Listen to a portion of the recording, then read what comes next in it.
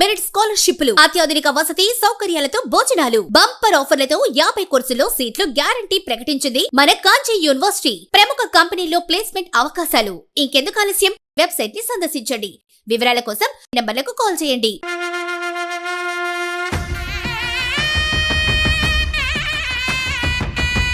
బ్రాహ్మణ సేవా సంఘ సమాఖ్య ఆధ్వర్యంలో మల్కాజ్గిరి ప్రశాంత్ నగర్ కమ్యూనిటీ హాల్లో పరాభవ నామ సంవత్సరం పంచాంగం ఆవిష్కరణోత్సవం జరిగింది. ఈ కార్యక్రమానికి సభాధ్యక్షులుగా BSSS అధ్యక్షులు RC మూర్తి పాల్గొన్నారు. ఈ సందర్భంగా ఆయన మాట్లాడుతూ ప్రతి సంవత్సరంలాగే ఈ సంవత్సరం కూడా పంచాంగ ఆవిష్కరణ కార్యక్రమాన్ని నిర్వహించుకోవడం ఎంతో సంతోషంగా ఉందని పేర్కొన్నారు. కొత్తగా ప్రారంభమైన పరాభవ నామ సంవత్సరంలో ప్రతి ఒక్కరూ శుభంగా ఆరోగ్యంగా ఉండాలని ఆకాంక్షించారు. ఈ సంవత్సరంలో ఎవరికి ఎలాంటి అపశకునాలు కలగకుండా సమాజంలో శాంతి సౌభాగ్యం నెలకొనాలని అన్నారు. మడుగులపాణి శర్మ పేర్కొన్నట్లుగా ఈ పరాభవ నామ సంవత్సరంలో ఎలాంటి పరాభవాలు లేకుండా ఉండాలంటే పరాభవం అనే పదంలో ఉన్న రా అక్షరానికి మరింత దీర్ఘమిచ్చి ఉచ్చరిస్తే రా ఆ పరాభవం దోషం నివారించబడుతుందని ఆయన సభలో గుర్తు చేశారు. గత 22 సంవత్సరాలుగా BSSS సంస్థ బ్రాహ్మణ సమాజ సేవలో అంకిత భావంతో పనిచేస్తూ సమాజానికి అవసరమైన అనేక కార్యక్రమాలను నిర్వహిస్తుందని, ప్రతి ఏడాదిలోనే ఈసారి జూలై నెలలో వివాహ పరిచయ వేదికను నిర్వహించబోతున్నట్లు ప్రకటించారు. జూలై 12 జరిగే వివాహ పరిచయ వేదిక కార్యక్రమం వేదికను త్వరలోనే చెప్తామన్నారు. రిజిస్ట్రేషన్లు మొదలయ్యాయని ప్రతి బ్రాహ్మణ కుటుంబం ఉపయోగించుకోవాలన్నారు. ఈ కార్యక్రమాన్ని ఎంతో చక్కగా నిర్వహించడంలో ప్రధాన పాత్ర పోషించిన SV శర్మ కోర్ కమిటీ తరపున ప్రత్యేక అభినందనలు తెలిపారు. ఈ కార్యక్రమంలో మేడ్చల్ జిల్లా అధ్యక్షులు పాలకుర్తి శేషగిరిరావు, మహిళా అధ్యక్షురాలు శ్రీమతి జయ వెంకటేష్, శ్రీమతి సూర్యకుమారి, శ్రీమతి లీలాసుందరి, వేడుల లక్ష్మీనారాయణ, మహంకాళి రామకృష్ణ, MLN రావు, శ్రీమతి సుధారాణి తదితరులు పాల్గొని కార్యక్రమాన్ని విజయవంతం చేశారు.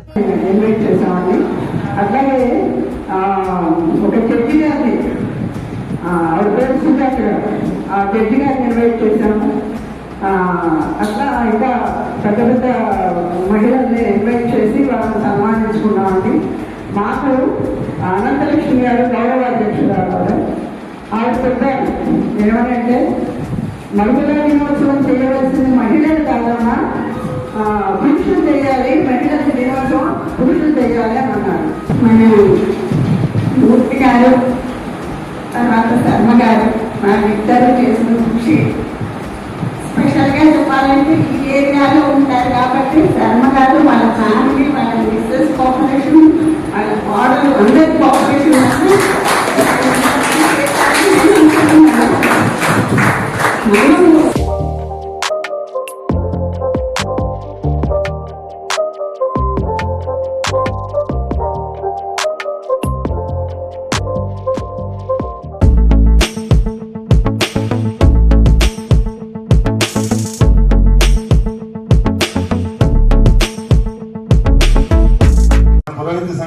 ఖమ్మం నగరంలో స్తంభాద్రి పురోహిత సంక్షేమ సంఘం ఆధ్వర్యంలో పంచాంగ ఆవిష్కరణ జరిగింది. నగరంలోని పసుమర్తి ఫంక్షన్ హాల్లో జరిగిన సమావేశానికి ముఖ్య అతిథిగా తుమ్మల యుగేందర్, నగర మేయర్ పూనకోలు నీరజ, విజయలక్ష్మి ముఖ్య అతిథిగా హాజరయ్యారు. బ్రాహ్మణ ఆశీస్సులతో రాబోయే కాలంలో ఇంకా మంచి పనులు చేస్తామని, మీకిచ్చిన వాగ్దానం ప్రకారం త్వరలోనే శుభవార్త చెప్తామన్నారు. వేద ఆశీర్వచనం అనంతరం అతిథులకు బ్రాహ్మణ పెద్దలకు సత్కారం చేశారు. ఈ కార్యక్రమంలో నగరంలోని బ్రాహ్మణ నాయకులు ఐతపు వెంకటేశ్వర శాస్త్రి, ఐతపు శ్రీనివాస్ శర్మ, పురోహిత సంఘం అధ్యక్షులు ప్రశాంత్ శర్మ, కార్యదర్శి సాయినాథ్ శర్మ, కోశాధికారి శ్రీనివాస్ శర్మ, TBSSS జిల్లా అధ్యక్షులు వాసు శర్మ, వైదిక సంఘం అధ్యక్షులు సీతారామ శాస్త్రి, కార్యదర్శి సరస్వతి కుమార్, బ్రాహ్మణ నాయకులు రాజశేఖర్ శర్మ, శ్రీధర్ శర్మ, సురేష్ శర్మ, ప్రసాద్ శర్మ, సత్యనారాయణ శర్మ, ఇతర బ్రాహ్మణ ప్రముఖులు పాల్గొన్నారు. మరొక యువ నాయకుడు యుగేందర్ గారిని ఆయన చేతుల మీద ఆవిష్కరించాలని చెప్పి మనలో సంకల్పించుకున్నారు.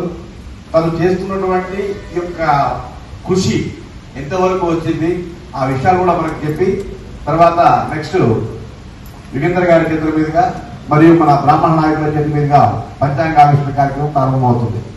గౌరవనీయులు తుమ్మల నాగేశ్వరరావు గారి తనయుడు తుమ్మల యుగేందర్ గారికి మరియు మా కార్పొరేటర్, మా మేయర్ గారు పునుగొల్లు నీరజ గారు, స్థానిక కార్పొరేటర్ గారు పాకాలపాటి విజయ నిర్మల గారు, అట్లాగే ఇక్కడ వేదికను అలంకరించినటువంటి నా బ్రాహ్మణ బంధువులందరూ కూడా నమస్కారం చేస్తున్నాను. తుమ్మల నాగేశ్వరరావు గారు టికెట్ ఆ రోజు ఒకటే మాట అడిగాం, ఏమండి భగవంతుడి దయ వల్ల మేము అందరం చల్లగానే ఉన్నాము. కాకపోతే కళ్యాణ మండపం అనేది మాకు లేదండి. ఎందుకంటే మేము మా సంపాదన అంతంత మాత్రమే ఉందండి.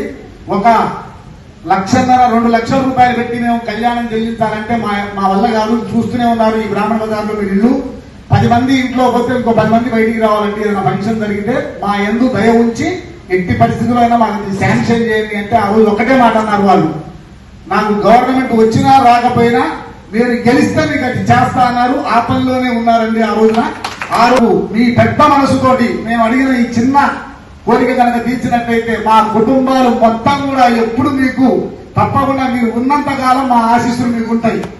తప్పకుండా ఉంటాయి. అందులో ఎటువంటి లేదు. ఇంకా ఉన్నతమైనటువంటి పదవులు మీరు అలంకరించాలని మా మనస్ఫూర్తిగా కోరుకుంటున్నాము. ఒక్కొక్క బ్రాహ్మణుడు 70-80 ఓట్లు వేయించగల సత్తా ఉందండి. ఇది ఒక పురోహితుడు ఏ ఇంట్లోనైనా పోయి అడుగుతారు. ఎందుకంటే మాకు మాట ఇచ్చిన తర్వాత వాళ్ళు పొరపాటు తప్పరండి. అలాగే మాకు పూర్తి విశ్వాసం ఉంది. అయ్యా కోరిక చాలా చిన్నది, దాని ఫలితం అనేది చాలా ఎక్కువగా చూపెడుతుందని చెప్పి మా రాజశేఖర్ గారు చెప్పారు. వాస్తవంగా ఈరోజు మంత్రివర్యులే ఆహ్వానించాల్సి ఉంటే, ఎందుకంటే గతంలో ఇచ్చినటువంటి వాగ్దానం ప్రకారం ఈరోజు మంత్రివర్యుల ద్వారా శుభవార్త వినాల్సి ఉంటే, సరే అనుకోని సక్కగా వాళ్ళ అల్లుడు గారు ఆరోగ్యపరమైన సమస్యలతో దుబాయ్ వెళ్ళారు. మనందరం కూడా పురోహితులు అందరం కూడా మా పురోహిత సంఘం తరఫున కూడా వాళ్ళందరూ ఆయురారోగ్యాలతో ఉంటారని మనస్ఫూర్తిగా కోరుకుంటున్నాం. అదే పురోహిత సంక్షేమ సంఘం వారు ఆవిష్కరణ కార్యక్రమానికి ముఖ్య అతిథిగా చేసిన మన ప్రీతమ నాయకులు అభివృద్ధి ప్రదాత గౌరవనీయులు తుమ్మల నాగేశ్వరరావు గారి తనయుడు తుమ్మల యుగంధర్ గారికి, అలాగే స్థానిక కార్పొరేటర్ విజయనగరం గారికి, అలాగే ఈ సంఘానికి అధ్యక్షులు ప్రసాద్ గారికి, అలాగే రాజశేఖర్ గారికి, వేదికను అలంకరించిన వేదిక ముందున్న బ్రహ్మణోత్మలు అందరికీ కూడా శిరస్సు వచ్చి నమస్కరిస్తున్నాను. ఎలక్షన్ ముందు మంత్రి గారు ఏదైతే వాగ్దానం చేశారో ఆ వాగ్దానాలు ఒక్కొక్కటి నెరవేర్చుకుంటూ వస్తున్నారు. తదేవ లగ్నం సుదినం తదేవ తారాబలం చంద్రబలం తదేవ విద్యాబలం దైవబలం తదేవ లక్ష్మీపతే స్మరామి. యత్ర యోగీశ్వరః కృష్ణో యత్ర పార్థో ధనుర్ధరః తత్ర శ్రీర్విజయో భూతిర్ధ్రువాణి తిర్మతిర్మమ. స్మృతే సకలరాజని నమోస్తుతే. శతమానం భవతి శతాయుః పురుషः శతేంద్రియ. కళ్యాణభాజనం యత్ర జాయతే పురుషస్తమజం నిత్యం వ్రజామి శరణం హరిం. సర్వదా సర్వకార్యేషు నాస్తి తేషామమంగళం. ఏషాం ప్రతిస్థో భగవాన్ మంగళాయతనో హరిః. లాభస్తేషాం జయస్తేషాం కులస్తేషాం పరాభవః. ఏషామిందేవరస్యామో హృదయస్థో జనార్దనః. ఆపదామపహృభ్యో నివేదితే నమస్కుర్యాన్న శ్రీరంగే త్రయే దేవాయ దేవదేవతా ప్రీణాతి సంవదాం. లోకాభిరామం శ్రీరామం భూయో భూయో నమామ్యహం. సర్వమంగళమాంగళ్యే శివే సర్వార్థసాధికే శరణ్యే త్ర్యంబకం. యో వైతాం బ్రహ్మణో వేద అమృతేనావృతాం పురీం తస్మై బ్రహ్మణ బ్రహ్మాచార్యం త్రయాందరుః. భాగవేనైనం ప్రణయతి బ్రాహ్మణాదిశేయ ఉద్ధరేత్. బ్రాహ్మణో వై సర్వా దేవతాః సర్వాభిరేవైనం దేవతాభిరుద్ధరతి.